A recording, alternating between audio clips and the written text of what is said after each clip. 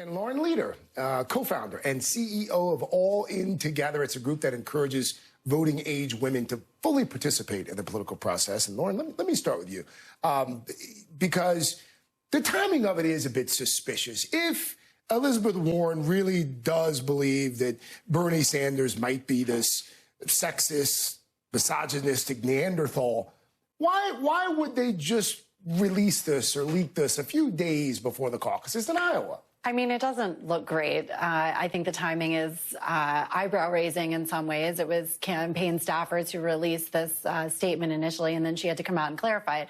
Look, I mean, the challenge is, when you look at what's happening with the debate tonight, the narrowing of the field on the debate stage pre-Iowa, and the fact that for a lot of voters, the differences between Sanders and Warren are fairly small.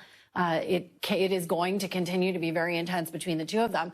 But, you know, she stuck her finger on an electrical, in the electrical socket of gender politics, which remains incredibly raw. And I think what you saw in the last 24 hours, the reactions on both sides, really is, brings back a lot of the rancor of the 2016 election, this, the ongoing feeling among many women, especially Clinton supporters, that Sanders supporters, the sort of Bernie bros, as they were called, had misogynistic sort of bullying tactics. There was some part of what I think led to this was a letter that the campaign was sending their staffers out with attacking Warren, saying that she couldn't bring new people into the party.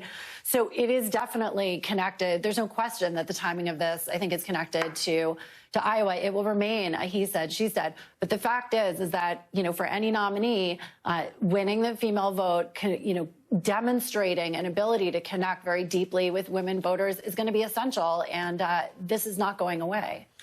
Doug? I want to put this graphic back up of the debate stage last night. It's actually a tremendous graphic, by the way, because we can highlight Bernie Sanders and Elizabeth Warren. But the guy standing right in the middle, literally right in the middle of Joe Biden, Lauren, is he the guy that benefits most politically from this back and forth? Actually, I think the person that potentially benefits most from this is Amy Klobuchar, who has been sort of consistently underestimated. But what she has proved certainly in the LA debate is she has this incredibly incisive way of breaking through and cutting through the kind of squabbles that come up on the debate stage between the candidates and calling attention to the fact that Americans want the very unity that we've just been talking about.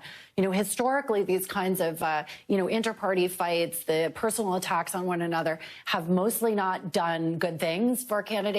And, Klobuchar, who's really in some ways running as an alternative to Biden, has an opportunity here to demonstrate that she's able to rise above. I think Buttigieg does as well. But, this is where there are some serious problems with the way that the DNC has set this up to narrow the field this much before a single vote has been cast. It creates a much longer runway for Democrats to need to go after each other in order to distinguish themselves from one another.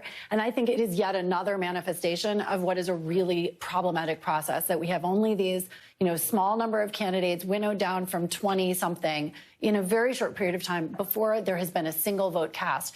And I think we're going to continue to see some fallout from that. Never mind the fact that Democrats continue to hold their first two primaries in two states that are undeniably not representative of not just the demographics of the country, but the party in any way, shape, form, or fashion. Doug, thank you. Lauren Leader, big thanks to both of you.